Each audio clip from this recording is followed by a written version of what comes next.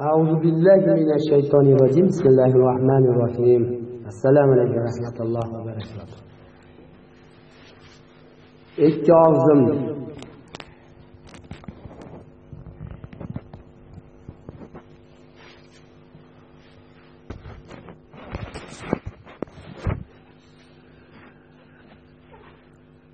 mana kasalliklar to'g'risida to'xtab o'tib ketyapmiz.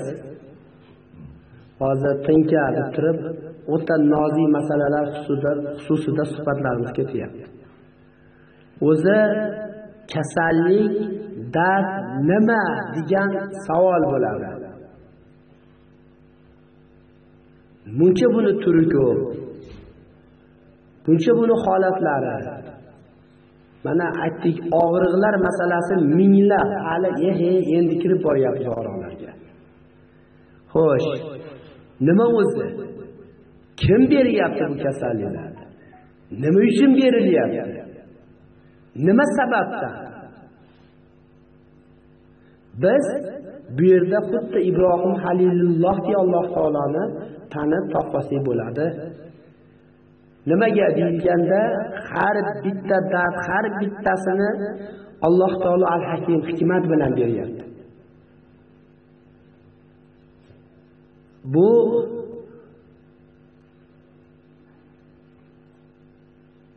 jannat 100 ta darajaga bo'linadi-da, insonlar bu hayot dunyoda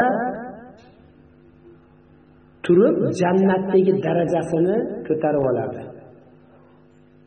Borgandan keyin yoqda imorat quray, yo bir mevali daraxt ekay degan narsalar bo'lmaydi. Biz bu hayot dunyo, imtihon dunyosi qancha berilgan bo'lsa, shu davr oralig'ida yerdagi uyimizni obod qilib olamiz, Xudo xolasa. Hazrat Alidan hadis keladiki, insonning ikki uyi bor deyapti. Bittasi jannatda, bittasi do'zaxda deyapti. Tanlash ixtiyori o'zida deyapti. Endi shunday narsaki, qiyomat kunida inson turib olar ekan. Yo Rabbim, meni hayot dunyoga qaytar. Qaytarsang derkan, ana ibodatimni qilib olay, mana ibodatimni qilib olay demas ekan. Birinchi gapi shunday bo'lar ekanki, masalan 70 yil yashab o'tgan bo'lsa, yo Rabbim derkan, yana 70 yil umr bersang derkan. 70 yil azob, g'am, tashvish balolaringni berki, bir marta ham rushdolik ko'rmay o'tay. Hamda shu narsalarga sen uchun sabr qilay derkan. Nimaga deyiladigan bo'lsa, bu dard, g'am, balo, tashvish, bu hammasi siz bilan birga Alloh taolo tomonidan hikmat bilan berilyapti. Buni har bittasini ajri savobi bor. Kimdir masalan kufr holatida olyapti, boshi daq etib urilib, dard, g'am chekib, istimalab, azob chekib, qiynalib yo bir g'am bilan turganda aqliga solib Alloh taoloni tanib, topib, shu g'am, shu balo orqali dinga, islomga kirib ketyapti. Hamda chiroyli holatlarda Alloh taolo rozi bo'ladigan hayot toibalarda yashab o'tyapti. Mana duoyi qunutda doim o'qiymiz, zulm kofirlar uchun, mo'minga harom qilingan. Endi o'sha iymonga kelmasa nima bo'ladi? Siz zulmlanib o'tyapsiz hayot dunyoda. Oxiratda haqiqiysi yoqda turibdi. Qabr azoblari. Bu hayot dunyodagi hamma azobni bitta qilib odam atodan qiyomat qo'yingacha. Bitta odamga berilsa deyapti, qabr azobidan, qabr azobi deyapti, ham azobni yig'ishtirib bitta bergan odamnikidan necha minglab barobar kuchli, og'ir deyapti. Qabrdagi azobdan do'zaxdagi azob deyapti, necha million barobar og'ir deyapti. Qarang, bu hayotda dard, g'am, balo beryapti ekanmi, hikmat bilan berilyapti. Demak, siz bilan biz o'sha baloni Alloh taoloning rahmati qilib olishlik o'zimizning qo'limizda ekan. Iymonda emasmizni o'ylaylik, fikrlaylik, aqllaringizni yurgizmaysizlarmi, aqllaringizni ishlatmaysizlarmi degan oyat qancha keladi. Nimaga deyiladigan bo'lsa, har narsaga boqing, qarang, aqlingizni ishlating, Alloh taoloni ko'rib turaverasiz. Alloh taolo har yerda hozir nozir zot. Hamma narsa hikmat bilan chiroyli holatlarda yaratildi. O'shuning uchun dard shunday narsaki, siz bilan bizni Xudo xohlasa, Xudo uchun sabr qilsak, vojib. O'zi farzi qanday bo'ladi desak, ya'ni yaxshilik ham, yomonlik ham Allohdan deb iymon keltirib, dardni Alloh taolo o'zi berdi, dardni Alloh taolo o'zi ko'taradi deydigan bo'lsa, Xudo xolasa mana shu farz shifosiga chiqqan bo'lamiz inshaalloh. Endi qolgani vojib va sunnat, mubohlardan chiroyli holatlarda foydalaniladigan bo'lsa, shu kasalligimiz ham Xudo xolasa qiyomat kuni ham shafoat qilib turadi. Vojib bajarilyapti. Alloh taoloning buyurganlarini hayot dunyoda qilyapmiz. Ajr savoblik. Cho'ntagimizga ham, vaqtimizga ham, hamma yo'limizga ham yengillik, chiroyli holatlarda foydalanishlik, haqiqiy foyda olishlik, qiyomat kuni yorug' yuz bilan turishlik, jannatda darajatimiz baland bo'lishligiga shu kasalligimiz sabab bo'lyapti. Qarang, qanaqangi bir berilgan ne'mat ekan. Biz buni ne'mat qilib olishlik o'zimizning qo'limizda turibdi. O'shuning uchun la ilaha illallohdan mahkam bo'lishlik degani nima degani? La ilaha illalloh deyishlik bilan insonda ixtiyor ketadi. Ya'ni Alloh taolodan o'zga iloh yo'qdir dedi. Hamma ixtiyor Alloh taologa berdi, topshirdi. Alloh taologa o'tdi ixtiyori. Demak, o'shanday odam bu kasallikka ham albatta birinchi iymoni nima deydi? Buni Alloh berdi. Bu dardni yo g'amda yo tashvishni Alloh taolo o'zi ko'taradi deydigan so'z birinchi so'zi bo'ladi. Yo biror bir balo bo'ladigan bo'lsa nima? Aytadimi? Bismillahirrohmanirrohim. Inna lillahi va inna ilayhi roji'un. Mana duo keladi orqasidan Allohumma ahfasi musibati va jami'in hayron minhu. Biz Alloh taoloning bandalarimiz, o'limdan so'ng Alloh taologa qaytamiz. Ya Allohim, chekayotgan musibatim mukofotini bergin, menga eng xayrlisini ihson qilgin degan. Bu nima deyiladigan bo'lsa, o'sha zoti Alloh taologa topshiriladi. Ixtiyor. O'shuning uchun shunday holatki, mo'min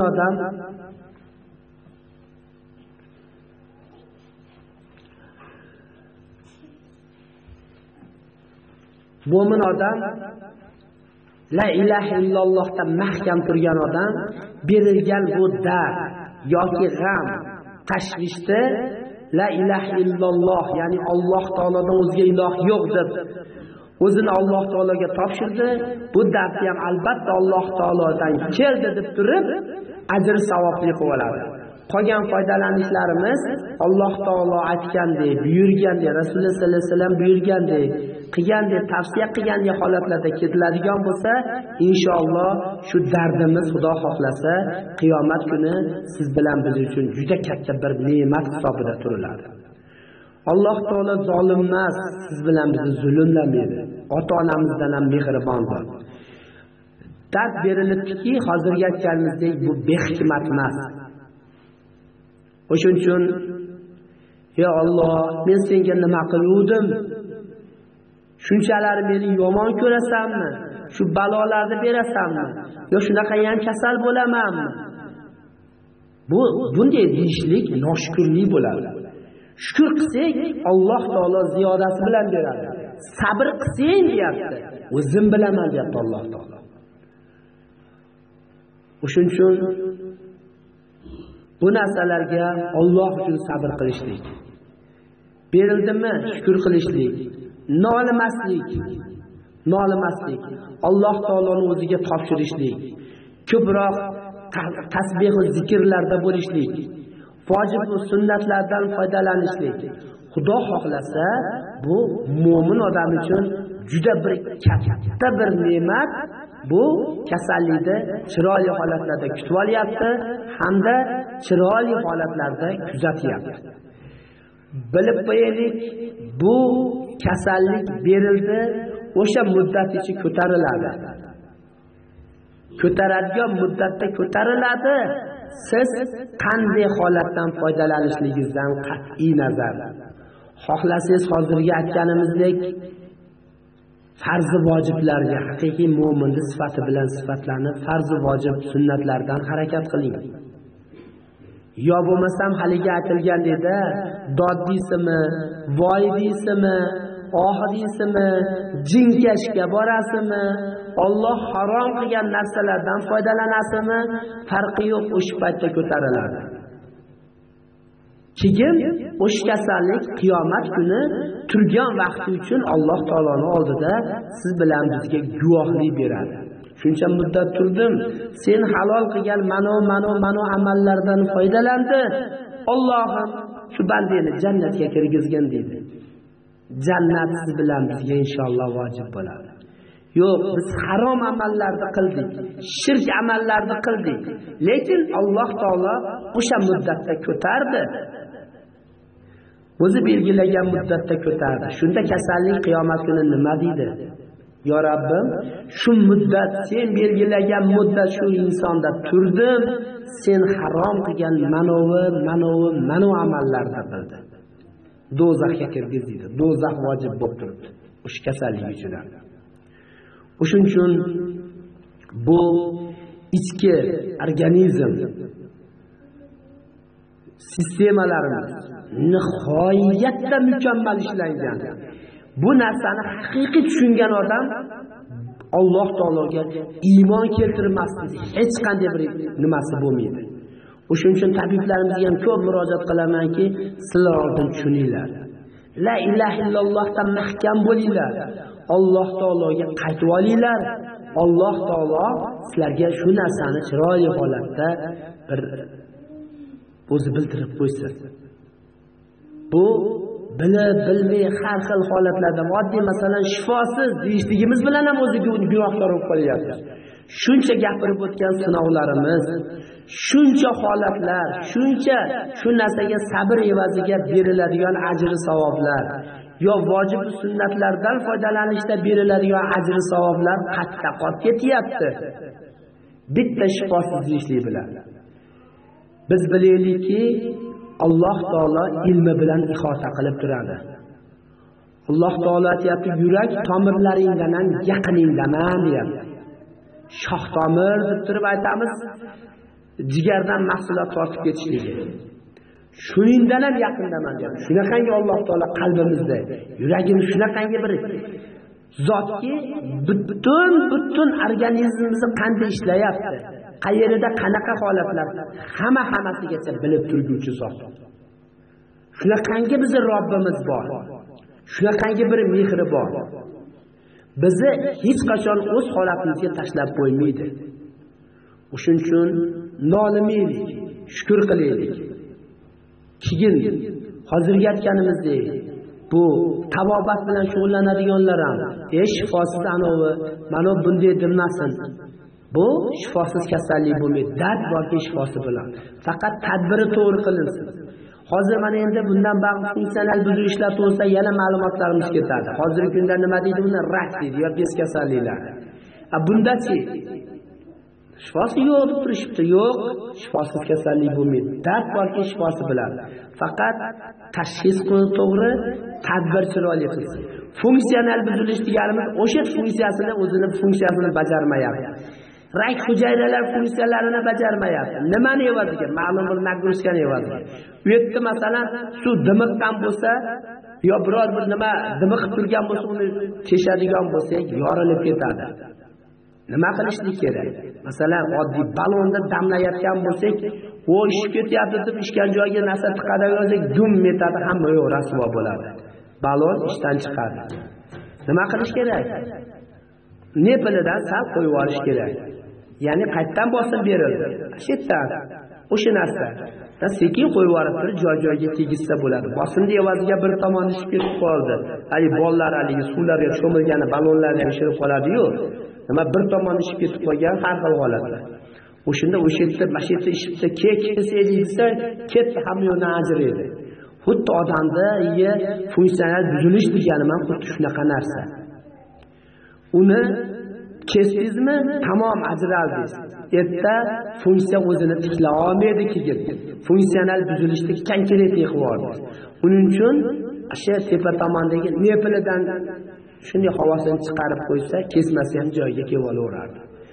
Biz beradigan bu funksional buzilishlar degan temalarimiz ham, holatlarimiz ham rak, bez, bu har xil mana bu gepatitlar, serozlar, hozirgi kundagi muammo deb turgan kasalliklarga berayotgan ta'riflarimiz alhamdulillah bu nihoyatda chiroyli holatlarda Alloh taoloning ilhomlantirishligi bilan bergan iqtidori bilan chiroyli holatlarda insonlarga oddiy, sodda, lo'nda qilib tushuntirib beryapti.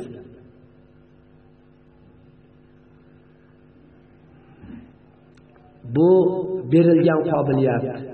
Bu nimani ham Alloh taolo Qur'oni Karimda aytib o'tib ketyapti. Qobiliyat iqtidorlarni adashmasam Asalari surasi dedi. Bu Alloh taolo beribdi, shunday holatlarda, chiroyli holatlarda nima qilib ketilinyapti. Bu narsalarni shifosiz deb turib, hozirgi aytgandek holatlar bilan nihoyatda keyin og'ir holatga keltirib qo'yyapmiz. Bilaylikki, biz ayniqsa tabiblar mas'ul hisoblanadi. O'ta mas'ulki, buni mas'uliyati uncha-muncha odamda yo'q. Aytamiz, qozida ham yo'q, hokimda ham yo'q. Bitta odam o'tirib namoz o'qiganiga qozi ham, hokim ham javob bermaydi. Tabib qiyomat kuni tikka turib javob beradi. Yo Rabbim, savobimni yarmi kesildi. Mabodo do'zaxga ketadigan holati bo'lsa, tabibni do'zaxga tiq, savobni yarmini kesib qo'ydi. Shu o'tirib namoz o'qi, ibodatingni o'tirib qildi, men namozni o'tirib barpo qildim. Shuni evaziga savobni yarmi kesildi. Tabibda tiqib turib oladi. O'sha joyda tabib tab keladi, yuzma-yuz qilib turib, nima uchun bunga o'tirib ibodatini qildi deydi. Desa isbot qilib berish kerak. Haligi bahona emas, boshiga qon quyiladi, ya'ni undaqa mana undaqa, yo bo'lmasam hozir endi qo'yaverasiz endi. Nima? Aytamiz, bir marta bizni Qur'on vojibga o'tirgan odamga yozib beraman. O'lguncha miyasining ichida, ya'ni qon ko'pirishlikdan tomirlar yorilib olamdan o'tmaydi. Bundan foydalanish yo'q bo'lib ketdi. Bunga qarasangiz, qo'lida davleniya o'lchaydigani mashinasiga sovagan, yo bo'lmasam-da, yo haligi sahrini o'lchaydigani, butun yo nimasi shu bilan yuradigan bo'lib qoldi. Ha? Xonadisa dim bo'lib qolsa ham darrov davleniyasini o'lchaydi. Ha, nima bo'ldi ekan? Bu nima? Bundan ko'ra vojibdan bitta foydalar qani umrining oxirigacha shu holat bo'lardi. O'shuning uchun 26 ta turini berganmiz. Xudo xolasa yana turlari bor davleniyani. Oshqozonasi bezidan ham Xudo xolasa bir kun 2 kun ichida berib o'tib ketamiz. U davleniyaniki ashi berib turgan holatlari bartaraf qilinsa, biz nisbatlar o'tib ketgan yoshiga nisbatan 30 oshadi, 40 oshadi, 50 oshadi, 70 oshadi deganlardan qutuladi.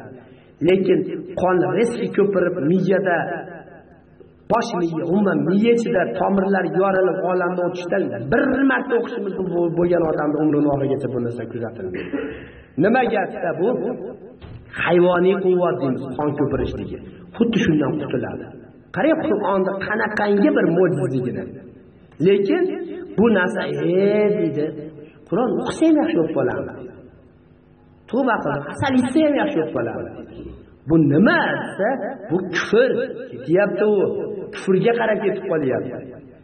Shuning uchun aytdik, yaqinda sharhlaban berdi shekilli-ku, Qur'onda qanday shifoli darajada. O'shuning uchun bu dardni biz o'ta seriozli qabul qilaylik. Albatta bu berildimi bizga? G'am berildimi? Tashvish berildimi? O'ylamaylik. Bu narsani Alloh taolo ko'rmayapti dedi. Biz shukr qilguvchilardan bo'laylik, sabr qilguvchilardan bo'laylik. Bu narsalarni davolash uslubiyatida farz, vojib, sunnat va mubohga yondashaylik. Yag'iga o'tmaylik. Haligi aytganimizdek-da, hozir o'ta darajada noshukr bo'lib ketilingan ikkita o'rtaq bir xil mashinada yurgan bo'lsa, o'rtag'i Alloh taolo endi sinovda dunyo bilan sinab turib, mashinasini almashtirib, sal undan kuchliroq mashina olib qo'ysa, haligi yig'laydi Alloh taologa. Ey Alloh, men senga nima qiluvdim? Shunchalik meni xorlaysanmi? Men uni qara, men unaqa mashinada yuribdi. Men hali ham men unda yuribman. O'shuning uchun dunyoga deyapti, pastga qara deyapti, ilmga tepaga qara deyapti. Undan ko'ra aytmaysanmi? Hey, mo bolani, mo odamni yo mo do'stimni, mo o'g'li, yo mo do'stim shu darajada harakat qildi, mana Qur'onni yotib oldi. Hadis ilmlarini yotib oldi. Fiqh ilmlarini yotib oldi. Targ'ibot, chiroyli holatda amri ma'ruf, nahiy munkar ishlarini Alloh taolo buyurgandek olib boryapti. Mendan nutqim chataq, menda holatim bunday. Yo Rabbim, meni shu daraja qilginki, shulardan ham zo'r bo'lib ketay deb Alloh taolodan so'ramaysanmi? Dunyo so'ragincha. Dunyoga pastga qaragin, ey noshukr banda. Sen mashinada ekansan. Bunday eski Soyuz mashinalarda minib yurganlar bor. Velosipedda yurganlar bor, piyoda yurganlar bor, kolyaskada yurganlar bor, oyog'i kesilib yuragi o'tirganlar bor, o'tirishga ham qodir bo'lmasdan og'ziga suv tomizib yotganlar bor. Qancha kasallarni ko'ramiz. Shuning uchun bu noshukrlik juda yomon narsa. Shuning uchun bu dard berildi Alloh taolo tomonidan. Shifo ham o'zini qo'lida. Demak, Alloh taolo siz bilan yaxshi ko'rdi, bizni yaxshi ko'ryaptiki, beryapti. Hadis qudusda keladi, senga dunyo kelyapti desa, bilginki, oxirat azob bo'lgan Alloh taoloning bir balosi kelyapti deb kutib ol, deyapti. Senga kambag'allik kelyapti desa, bilginki Alloh taoloning rahmati bo'lgan, Alloh taoloning jannat bo'lgan oxiratda. Alloh taoloning rahmati kelyapti deb kutib ol deb keladi, vallohu alam. Bu nima? Bu sinov. Nima bilan sinayapti? Baribir o'tib ketamiz. 100 yil oldinga nazar tashla deyapti Rasululloh sollallohu alayhi vasallam. Sen tengi chaqaloqing, tengi ota-onalaring tengilar bor edi deyapti. Qani hozir deyapti. Hammasi Alloh taoloning huzurida turibdi deyapti. Ko'zingni och deyapti. 100 yildan keyin qaysi biring qolasan deyapti. Kim qoladi? Kim garantiya beradi 100 yildan keyin qoladi? Shu yerda qancha odam bo'lsa, hammamiz yana kamplay Alloh taoloning oldida turgan bo'lamiz. Hisob kitobimizni kutib. Bu oxir narsa. Hozir siz bilan bizni nomayonbalarni ochiq ekanmi? Alloh taolo sinayaptimi?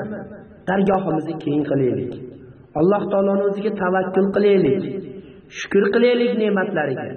Hali berilmaganiga sabr qilaylik. Bu dardlarga ham sabr qilaylik. Vojib va sunnatlarga yopishaylik. Xudo xohlasa, inshaalloh ikki dunyoyimiz obod bo'laveradi. La ilaha illallohdan mahkam, mustahkam bo'laylik. Allohdan o'zgasi dard bera olmaydi, g'am bera olmaydi, kasallik bera olmaydi. Jin kiribdi, jin chiqibdi, amal qilibdi, o'shanga bunaqa bo'libdi. Bu hammasi shirk. Shirkda oshkor ko'rinishlar. Amal bilan ko'z tekkan ekan, mana bunaqa bo'lib qopti, qiyshayib qopti, yo anonday bo'libdi, mana unday bo'libdi. Ko'z tekkan ekan, u ko'z qaqi tegadi. Bu to'g'risida birorta bir oyat yo'q. Rasululloh sollallohu alayhi vasallamning hadisi yo'qki, eshiklaridagi taqani poqida ilib qo'yinglar, qoqib qo'yinglarki, ko'z tegmasin. Yo aliya nima balo, ko'z tikkan balo battar isiriqlarni ilib qo'yinglar, yo ot kallasini ilib qo'yinglar, ko'z tegmasin degan biror bir hadis yo'q. Bular hammasi shirk ko'rinishlari. Oddiy mana qo'lida yo boshiga ko'z mo'nchaqlar taqib qo'yadi bolam, ko'rib qolamiz. O'shunga tushsakin tushuntirib aytamiz. Siz buni olib borib hojatxonaga ham tashlab yubormang deyman, haligini chiroyli qilib yechib.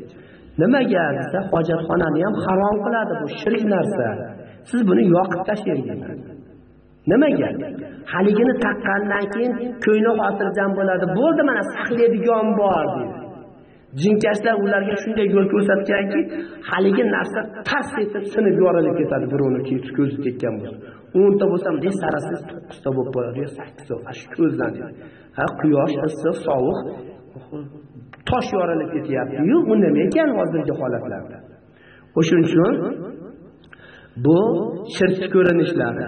O'shuning uchun bu narsalardan ehtiyot bo'laylik, uzoq bo'laylik. La ilaha illallohdan mahkam bo'laylik. Allohdan boshqasi zarar keltira olmaydi. Alloh taolodan boshqasi foyda keltira olmaydi. Jinkashlar ko'zini ochsin. Qiyomat kunida savol javobi juda og'ir bo'ladi. Satib qopti deganlarki ham biznes qilmasin Alloh taoloning kalomini. Ba'zilar aytadi, yana bir ikki marta o'qib yuboring, yaxshi bo'lib qoladi. Satib qopti, sal bemahal yurib qo'yibdi deydi. Deb qarasangiz ilmli odam. Qaqatiyadi. Bemahalda odam Alloh taolo yo'qmidi? Mahal bemahali yo'q. Faqat shom paytida neriba nemiyasa yo ko'z olmaydi, yo fariz olmaydi. O'shanda xafa shikastlar bo'lishligi aytib o'tdilar. Fariz yo'qsiz, da'vo bermaydi. Ko'zingiz g'irashida bo'ladi, ololmaydi. Biroq bir shikast yurib ketayotib, bir shikast qoqinib ketish holatlari bo'ladi. Bu degani bu tabiiy holat narsa bu. Betda nima deydi shuni? Darrov jinkashlar jinga yoyib qo'yadi-da, mashindan bo'ldi. Mashnaqa bo'ldi deb turib, haligi insonlarni vasvas qiladi. Alloh taolo Qur'oni Karimda aytayapti-yu, ularning ishi vasvas qilish deyapti. Ularning ishi insonlar qalblari deyapti. Ular deyapti, jin hamda inson toifasidandir deyapti. Nima uchun jin kelyapti? Avzubillah bismillah bilan ketadi. Inson toifasiga ming marta aytsa, yuziga qarab yuz zo'ri chiqib turaveradi.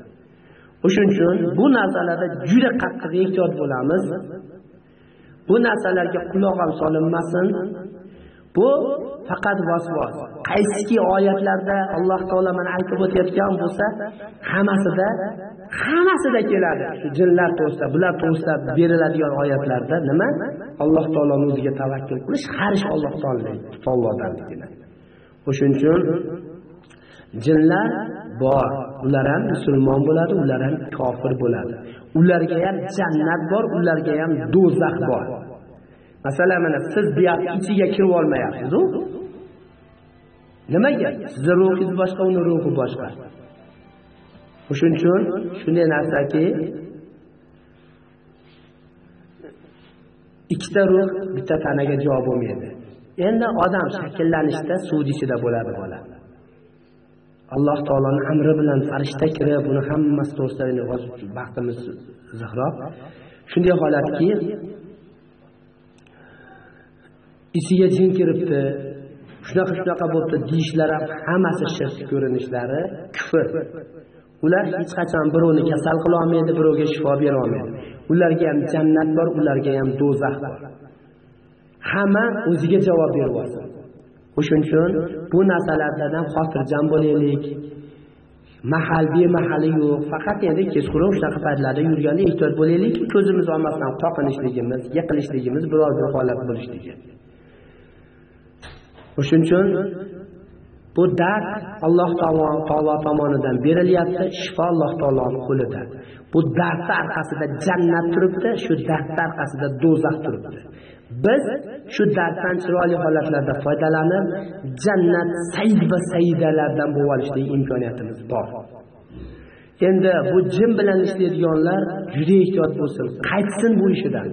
Alloh taologa. Chunki Alloh taolo oyat keladi: "Ey inson va jin jamoasi, sizlar nima amal qildinglar?" Shunda ular aytayapti: "Yo Rabbim, biz bir-birimizdan foydalandik" deyapti. Hayot dunyoda. Shunda Alloh taolo aytayapti: "Qaytargan edim-ku" deyapti. Endi joylaring abadiy jahannam bo'lsin deb to'g'ri jahannamga qo'yilyapti. O'shalarning safida bo'lib qolishmasin. Shunday holatlardan, chiroyli holatlarda qaytsin.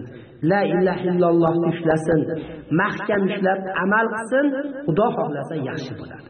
Bu dardlarni, g'amlarni, tashvishlarni Alloh taolo o'zi beradi, albatta Alloh taoloning o'zi ko'taradi. Faqat siz bilan biz nima qanday sinov beradigan bo'lsa, Alloh taologa yaqinlashaveraylik, jipslashaveraylik, do'stlashaveraylik. Alloh taolo aytayapti: "Menga qarab Qara sen deyapti, men senga qarab yuraman deyapti. Menga qarab yur sen deyapti, senga qarab yuguraman deyapti. O'shuning uchun siz bilan biz Alloh taoloning o'ziga qattiq tavakkul qilaylik. Xudo xolasa Alloh taolo hozir nozir zot dardni berdi, shifo ham Alloh taoloning o'zining qo'lida. Inshaalloh har dard borki, shifosi bilan tadbirini mana shu aytilgandek Xudo xohlasa qilinadigan bo'lsa, ham ajr savoblik, ham shifo 100% Xudo xohlasa qiyomat kuni ham o'sha kasallik shafoat qiladi. Inshaalloh bu dard orqali jannatdagi darajatimizni bu hayot dunyoda ko'tarib olamiz. Tushuntirdimmi? Biror bir savollaringiz bormi? Ayollar tomonidan. Yo'q, mana bugun juma ekan, chiroyli holatda ibodat, itoatlarimizni yaxshi holatda qilib o'raylik. Yaxshi savol bo'lsa bo'pti. Assalomu alaykum va rahmatulloh.